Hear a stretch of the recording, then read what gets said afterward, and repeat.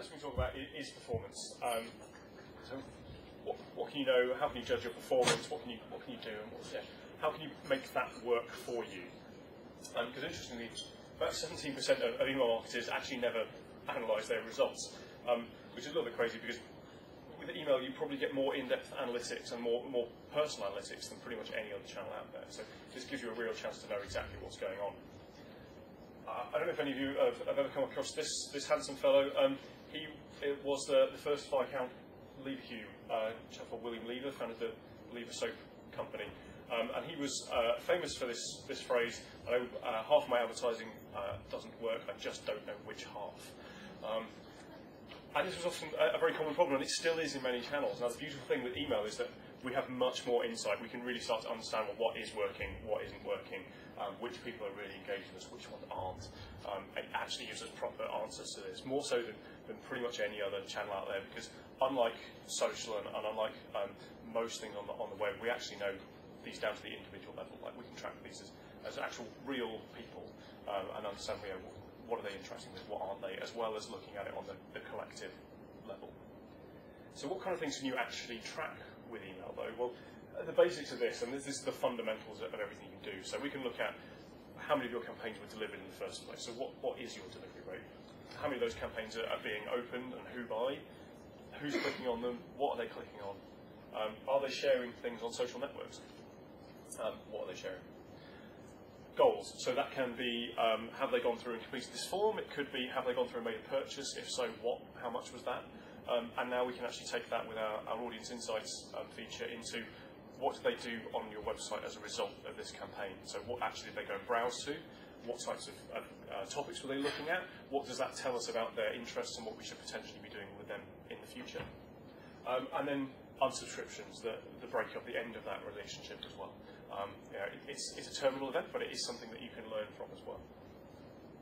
Really, really important statistic, and one that doesn't that often get used, but I always say that with these email analytics, so being able to compare things against benchmarks is great. It's all very well and good. It gives you a good understanding of sort of where you sit in the wider marketplace. But ultimately, every brand is different. Every company's relationship with their customers is different.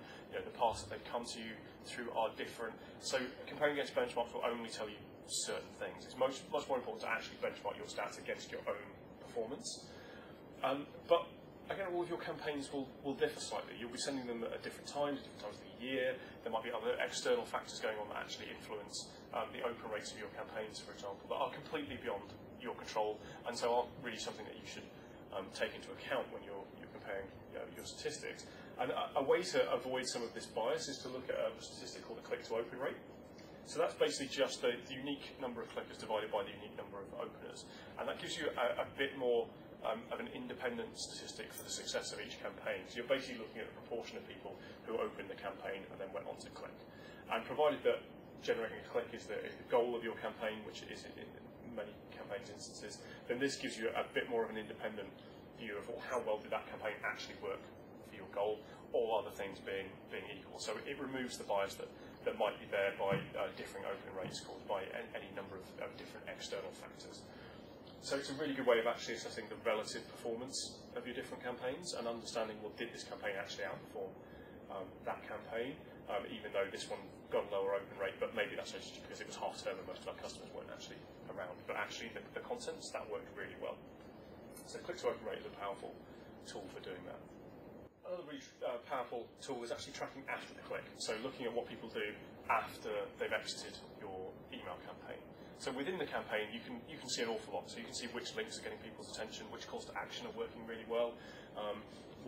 If you've got different articles in there, which ones are people interested in, and that can be really valuable data, because if you've got different streams of products or different types of articles, then you can start to infer people's interests just by the nature of what they're clicking on your email campaign.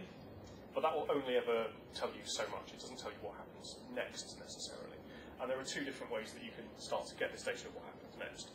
So there's a really simple free way of doing it, Google Analytics, that will give you anonymous data on what happens next. So you can actually with one click within Sign-Up, you can tag up your campaign so it will appear as a campaign source in Google Analytics. So in the same way that your pay-per-click traffic will appear as a campaign source, and you can track that traffic back to different ads that you run with Google. You can do exactly the same with your email campaigns, and you can see, well, okay, this email campaign generated this stream of traffic. This is what those people did next. Even through to, this is the revenue that was generated, or this is the time they spent on site. This is how many people completed the form. But it will do that in an anonymous way. But that's ideal if you've got a large base of users. That can give you, again, very valuable information and help you understand how they're interacting with you once they get from the campaign onto the website. Are you directing them to the right kind of landing pages? Is everything consistent? Are people on mobile devices falling off the flow faster than people on desktop? Do we need to look at fixing that? It will give you those sort of wider insights, but it won't tell you what's happening with individuals. Google Analytics is quite strict on that. Like, they will not let you track individual identifiable personal data because it conflicts with other things that Google track individual personal identifiable data on. There are, however, ways that you can get much more detailed insight. So there are two other tools that can be used. So the simple one I mentioned before is this concept of goal tracking, which is really identifying a key thing you want people to do on your website or on any web property that you own as a result of this campaign. So that can be taking a particular action, like completing a form, or even just visiting a particular page. Or the most common version of this is actually going through and completing a purchase. So then you can see, well, when did they complete that purchase, what did they buy, how much did they spend, and track that back to an individual campaign. And that's a really powerful way of being able to put a hard pound figure against a particular campaign and assessing its performance like that. There's an even more specific way, as I mentioned as well, with a tool we call Audience Insights, which is a bit more of a broader way of understanding, well, okay, so someone's come from my email campaign, but then on our website they're looking at different categories of content. What does that tell us about them? So to come back to an example I used earlier with the likes of London Loves Business, they're a news website. They've got 8 different categories of stories that they write about, everything from sort of property to entrepreneurial interviews through to finance news. And for them it's really important to understand, well, how these different groups of subscribers look. So are people who are interested in property also reading our entrepreneurial articles, or are they a very specific segment to themselves? And it's really valuable for them to be able to go back to advertisers and say, this is what we know about the profile of the people who read our property information, and more importantly, like, these are the ones that we can target specifically. So the next time we have a property newsletter going out, we can have your ad on it, and we can make sure it's focused specifically on this group of people who we know are really engaged with property news. And by using the Audience Insight stuff, they can do that without needing any actual participation or direct data capture from the end customer. They can do that just by inferring from people's activity on the website. So we effectively score people's affinities to different categories by looking at what they do on a site. So it's a really low-touch way of doing it from the end user's perspective, but really powerful for getting an insight into what people are actually doing on your website, as opposed to what they say they're interested in, because quite often those two things are different. Very easy to set up as well, so it's one line of code generally. Really important, as I mentioned right back at the beginning when we were talking about data, you need to actually make sure that you're looking at the right metrics. So it comes back to understanding, well, what's the goal of these campaigns for you in the first place? Like, what are you trying to achieve? If it's e-commerce, then generally, ideally, you would be using goal tracking and tracking back to revenue from those campaigns. Really easy to do. Makes it much, much easier when you're going back and reporting. You can put a specific figure against these campaigns and know exactly what you've achieved. If it's actually just driving people back to your website, then clicks is probably the most valuable metric for you to be tracking. If it's just brand awareness, then maybe it's opens. Or maybe, in the example we were discussing before, maybe it's actually just the number of people that are getting that campaign through to them and actually delivered in the inbox. If you are in the position of doing high-value sales, like when I was giving the travel industry example before, you probably only expect people to buy a holiday from you once, maybe twice a year. But the rest of the time, you just want to know that you're still in front of them. You don't necessarily need them to open your campaign, as long as your brand is being referenced there and you know that you are there and ready when they are in the frame of mind for purchasing that holiday. That's what you actually care about.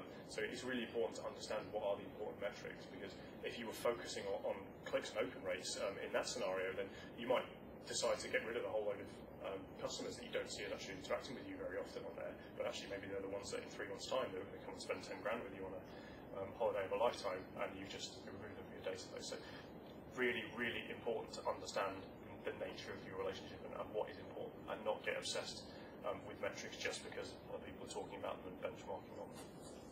Talking about benchmarking, so if you want to compare it against general stats, so the last benchmark that we did, which was at the beginning of this year, was based on about 1.5 billion email sends for our customers, and we asked customers to declare like what sector they were in. So it boiled down to about 26 different sectors. Importantly, these were all permission-based campaigns, so we don't use purchase data or anything like that. This is all people that have been through the proper permission marketing cycle, start to finish. It's a self-declared sector by the actual user of our platform, and we anonymously aggregate these statistics. So we take it sector by sector, but we don't break down into individual brands or anything like that. It's all completely anonymised, and then we look at the averages across different sectors to see how performance varies. And what we found was last year about 22.87% average open rate across all industries. As I said before, it does vary quite significantly from sector to sector. Please do copy of the full report if you'd like to see it for your sector. We also found an average click-through rate of about 3.26%. So if you haven't got anything else to base it on, this is a good starting point. But you do need to consider the sector that you're in and your overall objectives. Unsubscription rate tends to actually remain fairly consistent amongst the good performing industries. Those people are doing things best. Generally around 0.5% is what we would normally expect to see. As a rule of thumb, if you start to see your unsubscription rate go 1% or above, something is going wrong with your campaign. So generally, there is something there that you are not meeting people's expectations somewhere along the line there. So either that's miscommunication in the initial sign-up process, so they didn't understand what they were getting into, or maybe it's been too long since you contacted someone, or maybe actually what you've said to them is out of context with what they were expecting. So you've gone and said something completely different, and they're reacting to that. And that will actually, you start to get those levels, start to get sort of 1.5%, 2%. That's going to start affecting your delivery reputation as well. So it's a very important factor to keep an eye on, but one that will give you a clear signal if you're doing something that is not working for your audience. Click to open rate about 4.25% as well. So these are significantly higher than sort of click-through rates you would expect on most other digital channels. They're way beyond the likes of social, and I'll talk about why that is in a little bit.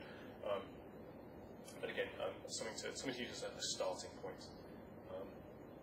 We also look at unsubscribe to open rate because it's again another good comparable to use as well.